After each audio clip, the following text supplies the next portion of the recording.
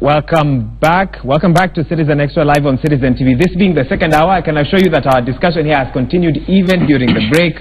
My guests very eager to carry on with what we're talking about, matters IEBC preparedness, reforms, and of course the state of the nation as we speak. Let me reintroduce my guests before we give you updates from what is happening in the counties. We are now also joined by Honorable Anthony Oluoch, Member of Parliament, Mathare. Welcome to the program. Thank you. We carry on with Honorable Halwale, Honorable Mwinzi, and Honorable Namwamba as well, and I'll be engaging them shortly. But for now, let's get updates from what else is happening around the country. We start in Kajiado County. Nancy Chepkoech giving us a brief with the latest there. She tells us that herders in Kajiado County are losing their livestock at an alarming rate due to drought. The ongoing drought in the county has adversely affected pastoralists, after most of them used a lot of money in buying alternative feed for their emaciated livestock. Nancy, what can you tell us about the drought situation in that county?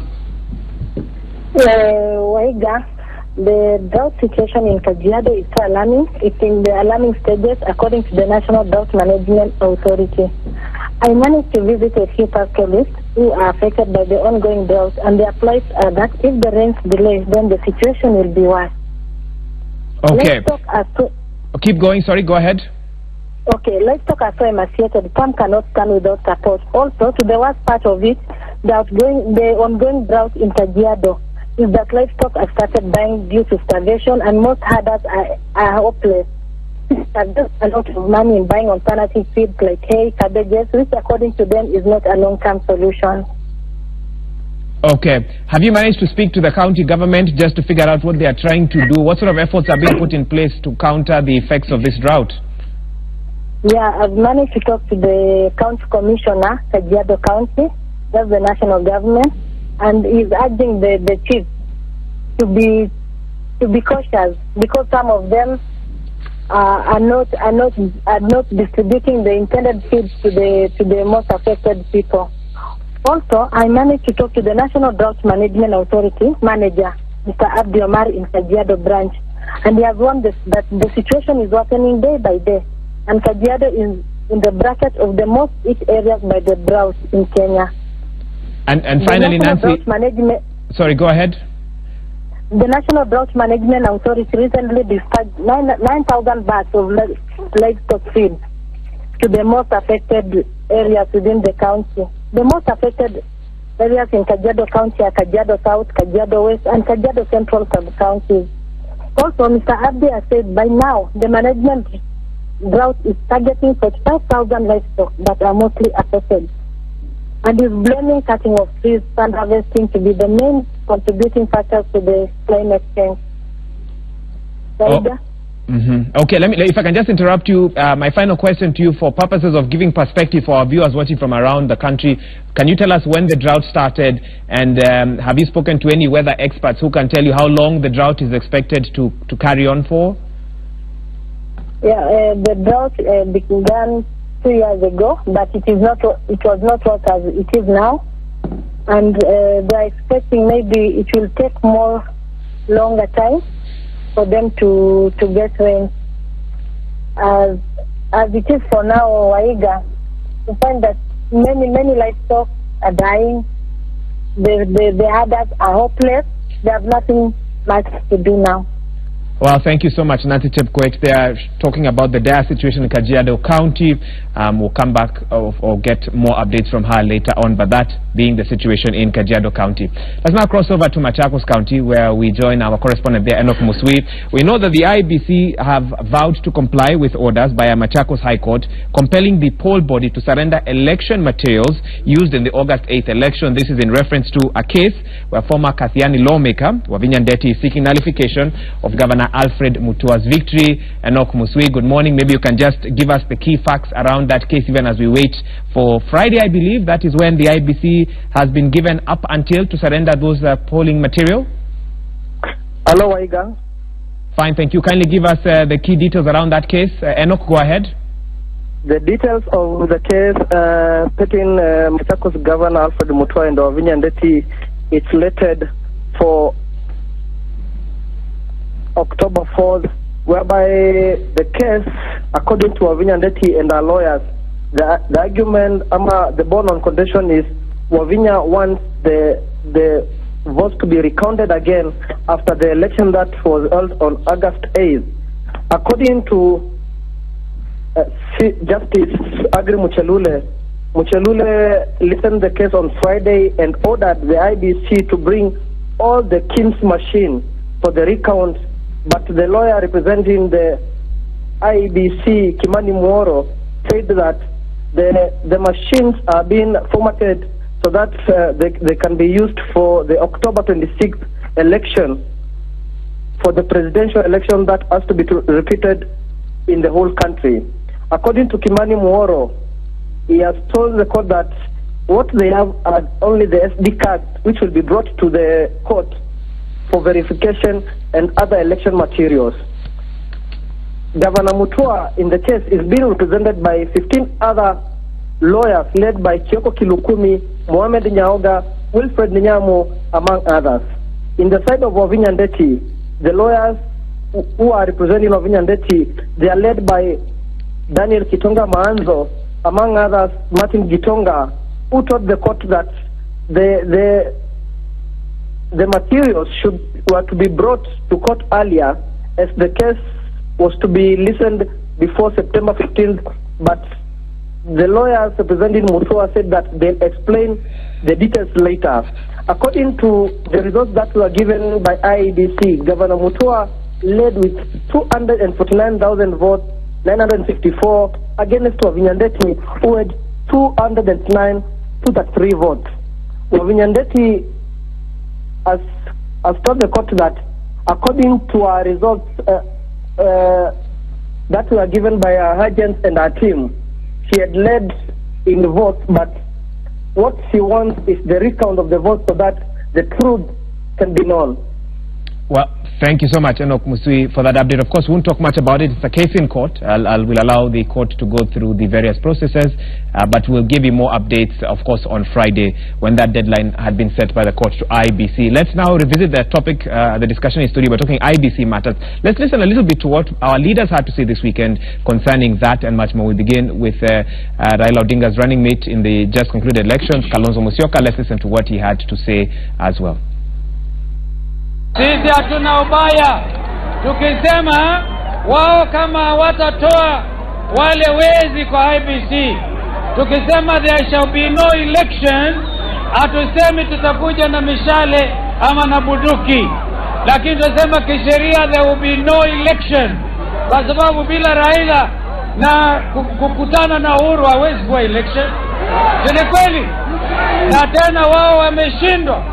And I want to say here, ndugu Raila alikuwa hajajiunga nasi, lakini nasema hivi, wao ile shirika ya Ufaransa yaitwa Safran Mofo, wao waliweka kadarasi na wakapatiwa barua na shirika la Communications Authority of Kenya kuambiwa huwezi kutoa information ya Wakenya wote wapiga kura milioni 19 ukapeperusha ukapeleka nje ya ng'ambo. Wao kwa hivyo siri zote za Kenya on what is called demographic data zimepelekwa kule kwa na hawa wa Faransa Safran Mofo, na wao walipopiga kura zinarushwa zinaenda Ufaransa, hazikurudi hapa Nairobi. Yale yote muliona kwa runinga ilikuwa ni sarakazi ya Jubilee. We also want to tell our colleagues in NASA, respect IEBC as an independent constitutional body. Respect them, let them plan and organize the election on 26th of October. If you are not satisfied with the results, mutarudi kwa marafiki zenu kotini. Na sisi tutarudi huko na nyinyi. Lakini safari hii, we will work on the electoral laws in this country to make sure that the will of the Kenyan people is what reigns supreme.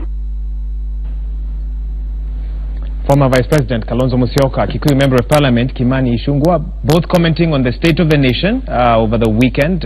With that, let's now engage my panel in studio more about that. Honorable Anthony Oluoch now joins us, and I'll start with him. I want to find out from you, and of course, welcome to the program. Thank you. NASA set to file charges against 12 IEBC officials, I believe. What are the charges? And I want you also to tell us a little bit about why you are not waiting for the investigations that are ordered by the Office of the DPP. Okay, thank you very much. There are about 16 charges. Yes, we did send a revised version of this. They range from obstruction of justice, being able to aid and abet the committing of election offences. You remember there were issues about how Form 34s were mismanaged, the questions about transmission, intrusion into servers and unauthorized entries. All these are captured under various provisions of the Election Offences Act. We have taken the liberty to frame them, not because we think that the DPP cannot do this, but we want to notify them the nature and the state of preparedness of the NASA coalitions, and we have instructions, a team of lawyers, to move to court to prosecute these people if the DPP does not move within time. Okay. Yeah. Have you, sorry, and I'm sorry if this has come up again, have you already started the process? Or, in fact, we thought you were not going to make it for this show because you are part of the team that is doing this? The process did start. The lawyers have been working on this and it is in draft form. Of course, we have to wait for the ultimate instructions. Over the weekend, there were further directions that were given. I think tomorrow we go back to IEBC Tuesday. So as lawyers, we are waiting for the IEBC Tuesday. Yes, okay. We are going back to IEBC Tuesday. So every Tuesday starting tomorrow, we will be going back and demanding that these people must leave office. We do recognize that the Director of Public Prosecution responded, but the extent to which he moves, the speed with which he moves, taking into account that we have an election on the 26th, will determine whether or not we go to court. But as lawyers, we are ready to move once we get the direct instructions. I have one or two quick questions because I need to allow Honorable Halwale also to come in. I had promised him a chance to respond to what my other guest had to say. I want to find out from you, has NASA followed all the procedures prescribed for in the law to remove IBC officials, whether in the Secretariat, in the commissioners, or is what you're starting tomorrow a sign that you're frustrated with the previous process? Why haven't you followed the duly laid procedures for removing IBC staff? Well, these are interesting times. You remember we had a judgment of the Supreme Court which was delivered on the 1st. If you're talking about procedure, we did give a 12-point what they called the bare minimum in terms of what must happen before the elections. Among these things were that you cannot go and conduct an election with the same people that have been impugned by the Supreme Court. An election has been overturned. And you hear Jubilee saying, you know, our will has been taken, the rights of 15 million Kenyans have been taken. This is a serious issue. And I want to say, listening to Ichungwa and other Jubilee leaders, that Jubilee and Uhuru Kenyatta should be extremely annoyed at IEBC. Yes. We should ask ourselves the question, why this dalliance and the kind of causing we are seeing between Jubilee? It's not Raila Odinga who took the quote-unquote victory of Uhuru Kenyatta of Jubilee. It is not the court and Maraga who took away this victory. It is IEBC. It has been said that they did such a hopeless job, a job that was so badly tainted with illegalities and irregularities, that I think Uhuru Kenyatta should not be looking. But they did not call for prosecution or removal of any individuals. That did not throw you back or throw off your agenda as NASA? That's $1 million question here. Why Uhuru Kenyatta and Jubilee have no problem with the very agency that bungled their victory, quote unquote. Okay. That tells you a lot. That tells you a lot. Just a little question along that line. I need to allow Honorable Halwale to speak. Go ahead.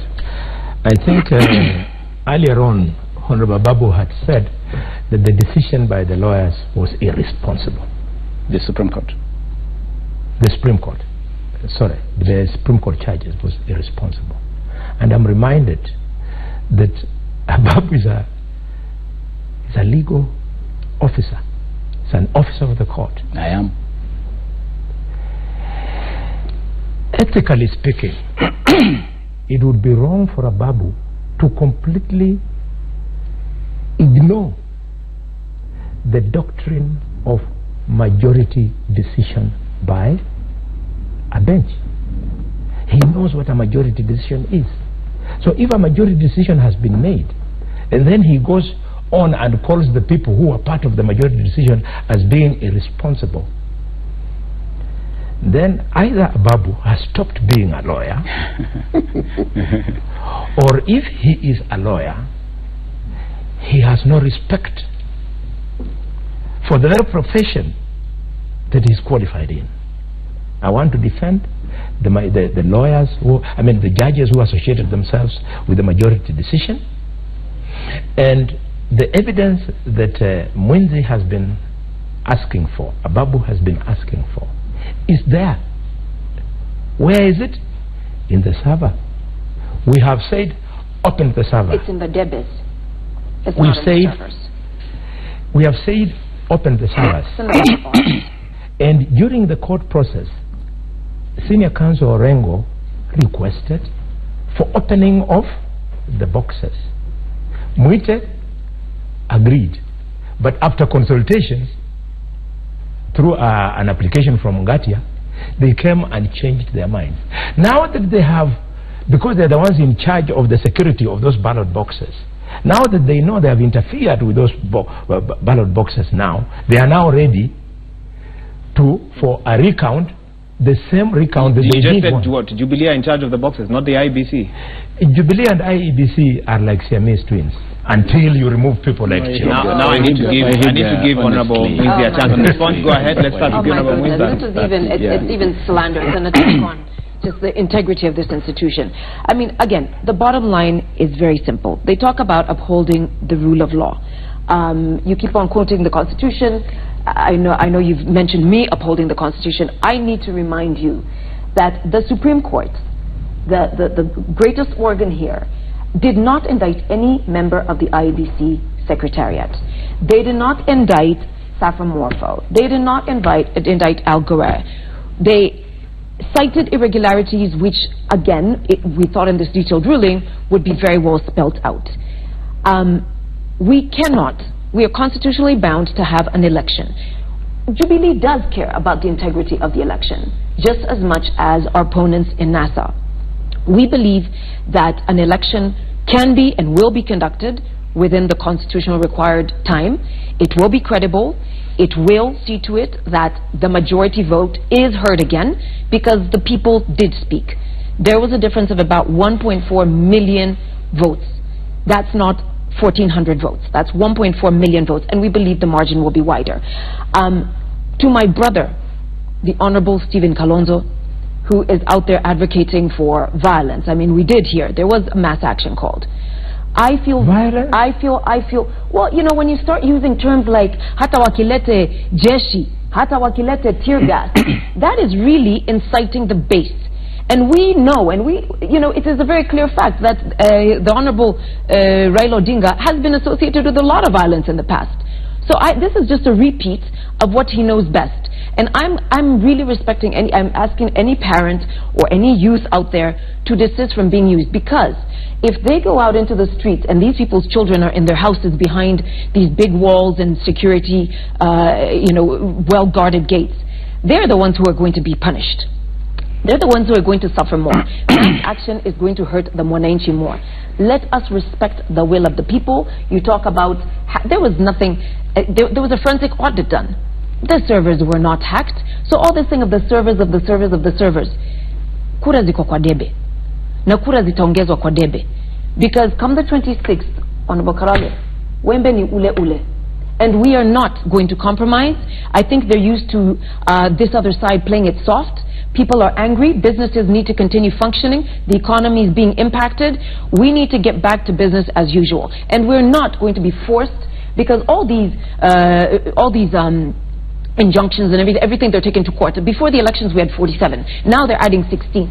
All of this is to distract us so that we're shackled. We're not going to be shackled. We do respect the law. We do respect that it says a new election has to be conducted within 60 days. If they want to participate in the election, they're more than welcome to do so. We will not be strong-armed into what they're begging and drooling for, which is a nusumkate, which now they're calling a caretaker government. It's simply not going to happen. You'll allow me to interrupt. I need to allow Honorable Babu to come in. Before you speak, I want to play something that you spoke about yesterday. But before that, let's listen to what Honorable Simbarati had to say, and then you respond to him, and then I come to you. Let's play that clip. Mwita akarudi akasema anakataa boxes zifanye nini, zisifunguliwe. Ngati akasema kwamba clients wake wamefanya nini? Wamekataa. Sasa Orengo akasema let us withdraw, tusiangalie maboxes. Leo hii Uhuru na mtu anaitwa Murkomen na Duane na vifaranga ingine ya Jubilee wanasema tufungue nini? Wafungue boxes. Ni wakora ama si wakora? Uhuru aende ama asiende? Tunamwambia Uhuru kwamba upende usipende, siku 60 zikiisha lazima ufanye nini? Utaama, kwa sababu unaishi Dagoretti North.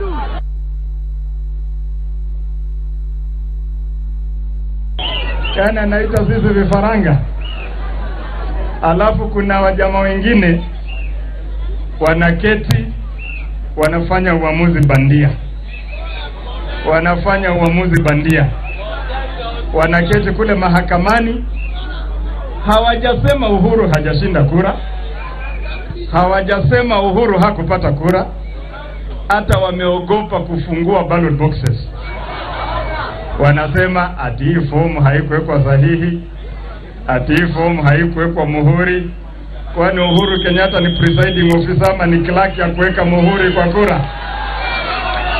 Sisi tunasema kitu inaitwa server haipigi kura. Kitu inaitwa transmission haipigi kura.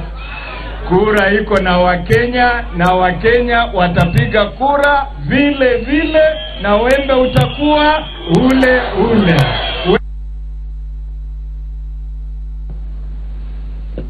Honorable Babu, I can give you a chance now to respond. I want to make 3 quick points. One, I want to tell my brother Halwale that I'm very proud of my status as an advocate of the High Court. And as an advocate of the High Court, I'm an office of the court. And as an office of the court, I know that there's absolutely nothing wrong to find fault or to critique and to call them judgment. No, I'm talking about myself. Okay.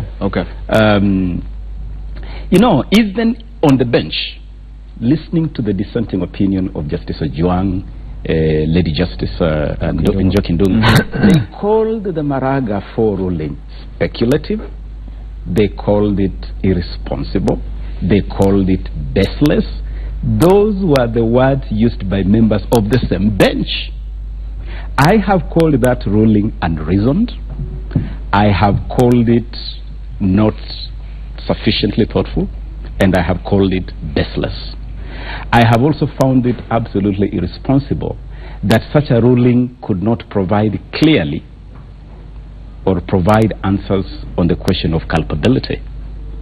And it's on that basis that I actually find that the Supreme Court ruling by the majority was wishy-washy, really, really wishy-washy. And I can assure you that for future jurisprudential reasons and thinking, that judgment will never stand up to juristic scrutiny, either scholarly or jurisprudentially. That I have no doubt about. But having said that, and I'll continue to critique this ruling, by the way, whether or not I'll appear before the Supreme Court as an officer of the court, I'll continue to do so. Proudly so, because I have good grounds. How would you rate this ruling compared to the 2013 one? The 2013 ruling was defective for absence of detail, because one would expect that you'd have had the kind of detail that we had in this case. Okay. Now, my very good friend, learned friend Oluoch, fellow officer of the court, I would be interested to know which evidence they are using to institute criminal trials, private prosecutions, knowing very well that this trial of a criminal nature requires standard of proof beyond reasonable doubt.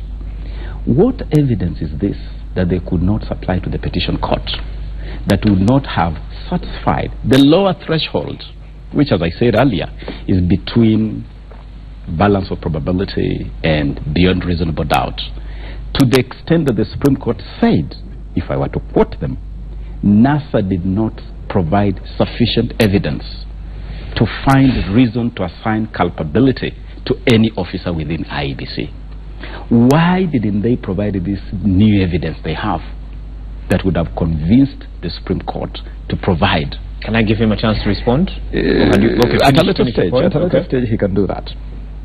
Because I believe that this whole mantra of filing criminal charges is just part of the NASA drama. It's just part of the drama. It's part of adding to the confusion, because NASA are in their element. In a state of anarchy and confusion and tug of war, and they seem to be unnerved in a scenario of orderliness where the rule of law reigns supreme. In fact, I can tell you, I've been part of this system. I've been part of this system at a very more intimate than even my brother Halwal. I was Secretary General of this establishment. What I want to say, and I say this, I say this with a lot of confidence, Waihiga. Just listening to my big brother Kalonzo Musyoka, who is saying we will go to the IEBC and we will remove them, and elections will not happen, and then he quotes the law. What law is NASA reading? What constitution is NASA reading? Just how will NASA stop an election from taking place? Unless, of course, they have announced, and I believe what NASA is doing, what Raila and his brigade are doing, they are preparing to attempt to overturn, to sabotage the constitutional order of Kenya. It is actually a declaration. It's just a thought. No. I'm interpreting their sentiments. Because if you are saying that you are going to prevent constitutional organs from exercising their mandate, if we are throwing a challenge to the disciplined forces, basically you are telling them they dare not come forward to ensure law and order. Basically you are telling us you are overthrowing. NASA is actually preparing to attempt to overthrow the constitutional order of this country. And Waihiga, this is not idle talk. We have had attempts to overthrow the constitutional order of this country before. In 1982, it was an attempt through the gun, which was put down again through the gun. This time, it's an attempt to basically subjugate, undermine, sabotage, intimidate constitutional organs, then create a crisis and come into power through the back door.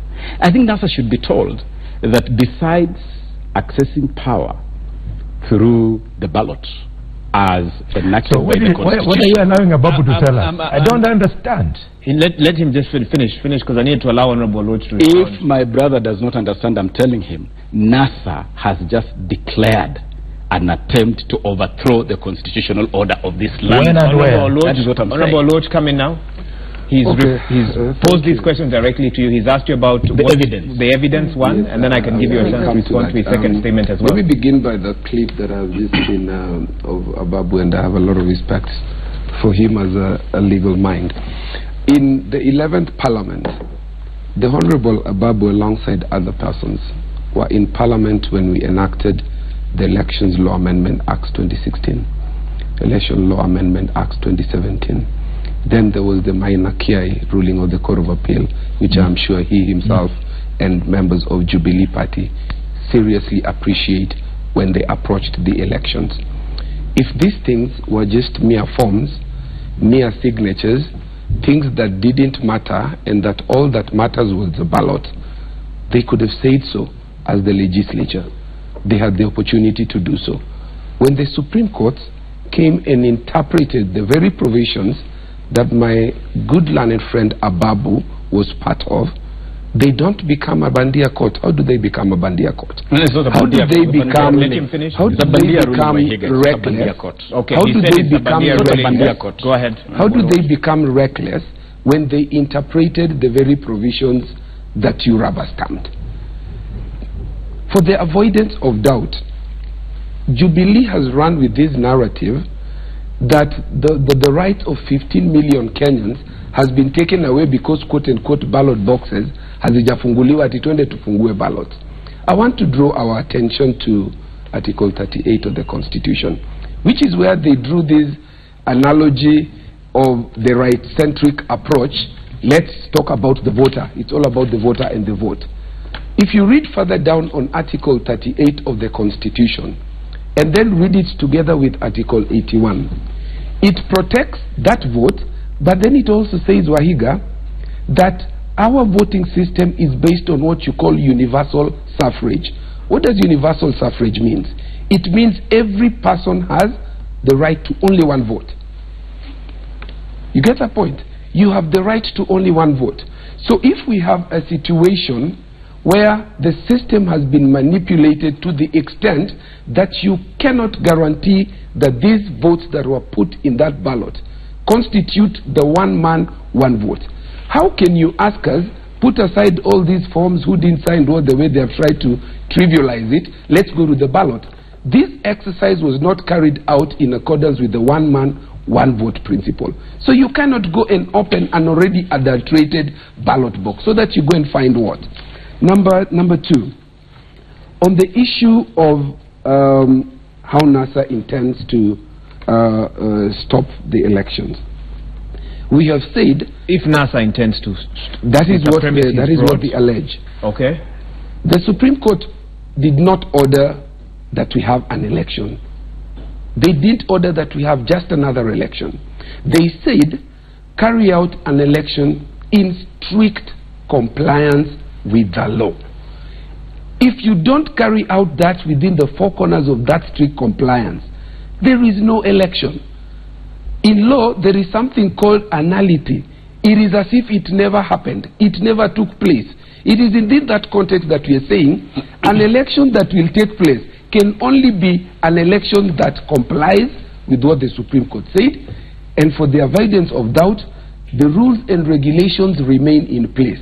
I hear them saying they will go and amend so that now they make it manual and other things. With a lot of due respect to my friend and legal mind, Ababo. You cannot change the rules of a game midstream. I want to persuade you that any regulations, any laws that are changed at this particular time, when we have already triggered Article 140 for a fresh election, we are already into an election cycle. You cannot change the rules so as to benefit you. This is common sense. It's not even rules of practice. You cannot change rules in the middle of a game. Number three, if they manage to change them and they have the majority in Parliament to do so, this will still have to be tested for constitutionality. Okay. So let me answer the last question. Allow me to interrupt you because we have a live event which you need to go to in Mombasa County. Governor Ali Hassan Joho is talking about a land drought. Let's listen in and I'll come back and give you that last minute to wind up. Them to build a wall. But for as long as we are in this position today, ukuta lazima ifuate sheria. That is the simple. I'm not aware. That's why I'm saying it's not into the detail of what is being done. My point here is the enforcement. You can't stop us. You can't stop any county from enforcing its law. You can't do that. Have you issued any orders yourself as the county government, or you are enforcing the NLC order? We are enforcing the NLC order. It's as simple as that. We have a letter from the National Land Commission dated last year. In fact, we are late in enforcement. We should have done this probably 7 months ago, because in that letter it gives a grace period of 3 months for someone to take up legal issues if they needed to. So as we stand here today, we're simply enforcing the pronouncement done by the National Land Commission.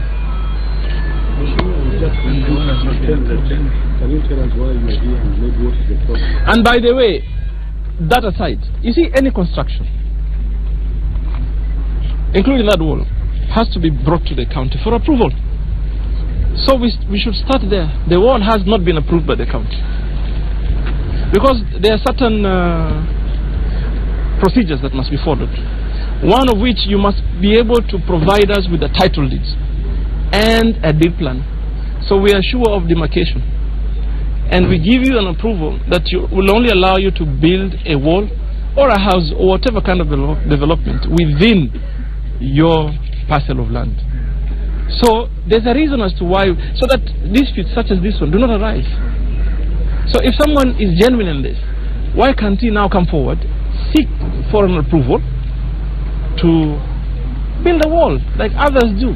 Many people do build walls within to protect their land, but they do it legally. So the police can't do that to the county in that they give the approval, the supervised construction. What if the wall falls on someone? Do you think you're going to ask the OCPD here, who allowed the wall to be built here? Are there more disputes around this subject? Yes, there's another one. You see the point here that you don't understand. There's another one on Friday. Police were supervising construction of a wall on top of Mombasa County's water pipeline. You know, you can't do that. On top of it, somebody is building a wall. And then you have police supervising construction. Bunduki. You know, police contingent nzima ya polisi inashikilia bunduki kusupervise construction ya ukuta juu ya maji ya county. I mean, that's not right. Sawa. Nimeeleza sasa zote. Well, nimemwambia tuko hapa for one reason. Mambo ya interference na polisi katika enforcement. There are 7 enforcement officers of the county that have been arrested from morning. And my question to the police is that nini wamefanya? Now they are unable to tell me why they've arrested the county officers. But one thing that I know for a fact is that the police is trying to aid a land grabber here who has blocked a public access by building an illegal wall. Over which the National Commission has pronounced itself. So we are here to demand the immediate release of the county enforcement officers, and the county must be allowed their space to be able to enforce county laws freely, without fear kutoka kwa polisi. I don't know the point. I don't know what the land is. I don't know how big the land is. Mine is an enforcement. You can't stop us. You can't stop the county from enforcing the law. When were they arrested? This morning at 7. And now it's 11. They've been held at Nyali police station. Nobody tells us why. And that is why we have decided we're going to go to court for determination. We want to be told why the officers have been arrested. Sawa. Well, details still scanty regarding that developing story out of Mombasa County. What we have been able to just listen to out of Mombasa Governor Ali Hassan Joho is that 7 county enforcement officials were arrested this morning at about 7 a.m. So they've been detained for about 4 hours or so. He says it's in relation to a wall. He's calling it illegal because he says it's not been approved by the county. And he talks about the police and accusing them of trying to aid a land grabber. Those are the details we have so far. That is in relation to the statement that he's just made. When we have more details, we'll be able to give them, but that is what we are able to derive from the statement that he's just read there to members of the press. We'll give you more details as and when we get them. Shortly we'll be taking a quick break and also telling you what's happening on the international front, but I want to give each of my panelists 1 minute exactly just to wrap up this particular discussion. Honorable Lodge, I interrupted you. 1 minute please. And then I'll come to you, Honorable Mwende, Honorable Halwale, and then Honorable Namwamba. 2 minutes. Okay. Why did they have to I conclude? Now, the Honorable Ababu has said that NASA does not have evidence. If they had it, they should have given it to the Supreme Court, and that this is just the usual NASA drama. You remember the days when Ababu Namwamba used to be generally of ODM. If NASA is all about drama, then Ababu Namwamba was the queen of all dramas, because you remember that Ababu was at the heart of what was the image of ODM. So you would be the queen of all drama. But this is not... Queen or king? King. I'm just using that word in quotes. Okay. On a light note as well. The Supreme Court decision has been largely misunderstood. The Supreme Court's jurisdiction does not extend to finding criminal culpability. What they do find is that on the basis of the irregularities, they say there may have been some offenses. And that's what they did in the Moses Wetangula case. So that for everybody who is looking for why didn't the Supreme Court find culpability, if they didn't find, then these people are innocent. It is based on a misconstruction and a misunderstanding of the jurisdiction of the Supreme Court. Number 2, the Supreme Court did not say that these people were free of blame. They just said, on the material placed, We could not place Ababu or Kalalwe in the scene of crime. Lastly, we provided evidence, some of which I think Chebukati himself picked up. There were unauthorized 9,913 entries, clearly in breach of the Election Offences Act. We also brought forms that were we used for transmission that were clear forgeries. We placed those before the court. There were volumes and volumes of forms that were not transmitted in accordance with Section 39 of the Elections Act itself. No security features, no this, no that. We provided all that evidence. Lastly, the iCloud that was hosted in France, it was hosted clearly against the advice of the Communications Authority of Kenya. For what reason? There is evidence. We have framed them in 16. We could have just written a letter. We drafted 16 charges, clear charges, sections of the Constitution, and particulars. Okay. I have a copy of it here. Okay. I can provide that to my friend Ababu Namwamba. Please do. And finally, when are you going to court? Immediately tomorrow, when we have our Tuesday, IEBC Tuesday, we will definitely address the nation. Honorable Mwinzi, I want to give you 1 minute, please. Thank you. Not going to court. Well, first of all, they can go to court as many times as they want. The bottom line remains the same, and I say this as a Kenyan.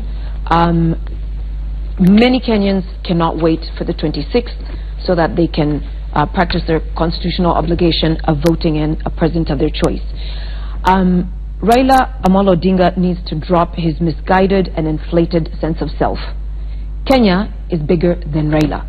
If he and his counterparts do not want to participate in this election, they have the option not to.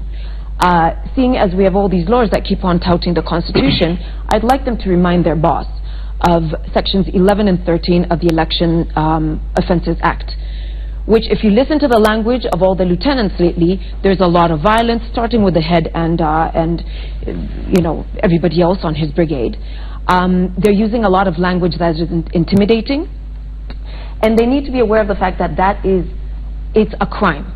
As far as I know, Committee Maximum Prison still has vacancies, and they are not above the law. Since this election was annulled, we do not go to the ballot on the 26th, Uhuru Muigai Kenyatta remains the president. As the president, he either has to hand over to the next president, or if he resigns, to the deputy president. So perhaps until 2022, those of us in Jubilee will be celebrating the continuation of a fantastic union between Uhuru Kenyatta and his deputy William Ruto. I have to stop you there, Honorable Halwale. I think my colleagues, political colleagues, have alluded to the possibility of a desire on our part for a coalition government, and a desire on our part to take over power using illegal means. I would like to dispel that as simply being a figment of their imagination. We are committed to the Constitution, and the Constitution is very clear.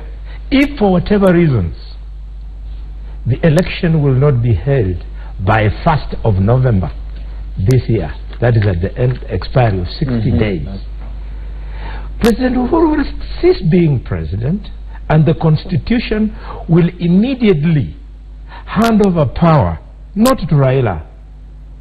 It will hand over power to the Speaker of the National Assembly. And after that, we will go for a fresh election. So Kenyans should not be worried. Finally, on the issue of coalition government. Even though, you know, the Constitution also says that the president can only hand over to the president-elect unless... Yes, when that president-elect is there. But if the president-elect is not there, then you operationalize the Constitution further by finding that now... Okay, I'll give you a chance to respond. Go ahead. Can you relax? I'm just saying there's no vacuum. I don't know why you're trying to create this illusion. Honorable Mwinzi, hang on. Finish, please. Honorable Wale. So the second aspect is the issue of coalition government. Coalition government does not exist in the Constitution of Kenya as it is today. Correct. In fact, for us to have a coalition government, we had to go all out of their way to amend the existing Constitution to provide for the National Accord and Reconciliation Act. So, legal minds, experienced politicians like Ababu, to stand before villagers and cheat them that we are looking for Nusumkate. Either you have cut off your head, you have now become a headless chicken, or you're just absolutely a dishonest person. There is no provision for a coalition government. And even if you wanted it, the process of creating that provision is such that it will go beyond the 60 days, and thereafter, by the time you want to implement it, Speaker Muturi will now be the acting head of state. You've made very serious claims against. I have to give him a chance to respond. Yes. As he winds up, please. Waihiga, number one, NASA and the brigade's propensity for insincerity, dishonesty, and subterfuge is legendary, really. First of all, Honorable Luoch knows that the Supreme Court, if it had been seized of sufficient evidence, would have actually pinpointed points of responsibility. Even in the Wetangula case that he refers to, responsibility was assigned to Wetangula for having participated in certain illegalities in that election. And petition courts, starting off, even going all the way to the Musikari Kombo Hulia Silulu case, where witchcraft was found to have been applied in that election, a petition court can pinpoint responsibility where sufficient evidence has been adduced.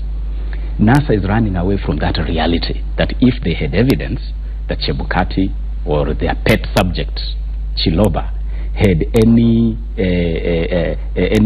culpability, they would have brought that evidence. So what they're engaging in even here right now is just a fishing expedition. Number two, still on the point of insincerity, when I hear Raila Odinga talk about Saffron Mofo, I get surprised, because the company Saffron Mofo was introduced to Kenya by Raila Odinga. Correct. It is Raila Odinga, when as Prime Minister and Chairman of the Cabinet Subcommittee for the 2013 general election, that proposed Saffron Mofo, and even proposed a direct tender to be handed to Saffron Mofo. If they had a deal that has gone sour, they should tell us. And he should even tell Kenyans where he got Saffron Mofo from. Today he has turned Saffron Mofo into another punching bag, because that's the politics he played. He loves to play, creating punching bags and subterfuge and mirages and mirror effects. Third, it is clear that NASA know that there is no way Raila Odinga can win a presidential election. They know that they are even in a weaker position today than they were on August 8th. They have continued to hemorrhage. People like Isaac Ruto have taken off. People like Hassan Omar have taken off. People like Musila, Otuoma, Karanga, all these fellows who supported them on August 8th have taken off. And they know that they are in a weaker position. That's why they cannot face an election. And so their formula is very simple. Foment a crisis, and using that crisis, force what they are attempting to tell us. And Orengo said it when he walked out of court on September 1st, that the country is headed towards a constitutional crisis. The narrative is so easy to see. And what Halwale is saying, that you need a constitutional amendment, briefly, I'm finishing, that you need a constitutional amendment to have a coalition government, that is exactly NASA's game plan. Cause a crisis, foment violence, force a deal, such like we had in 2008, where we can now say, let us amend the constitution. After all, even in 2008, we amended the constitution. If we could amend the constitution in the midst of war, what would prevent us amending the constitution today under the game plan of NASA? Halwale also needs to be a little bit more sincere. He needs to be a bit more honest than he's being here. Let me conclude by that. I don't want to engage this usual games of insincerity. I want to conclude by saying this way here. Yes. NASA must not be allowed to overthrow the constitutional order of this country. Thank you. IEBC Waihiga IEBC must give us a roadmap. And IEBC should give us a roadmap to the election. This is a debate that clearly cannot end now. Allegations and counter-allegations by the political class. That is a day in the life of the political class in Kenya. But I certainly hope in the midst of all this, the IEBC are finding ways to reform, because they are the body that Kenyans are looking up to hold the upcoming polls on the 26th of October. Thank you so much to all of my guests. I know we could have carried on with remarks and more.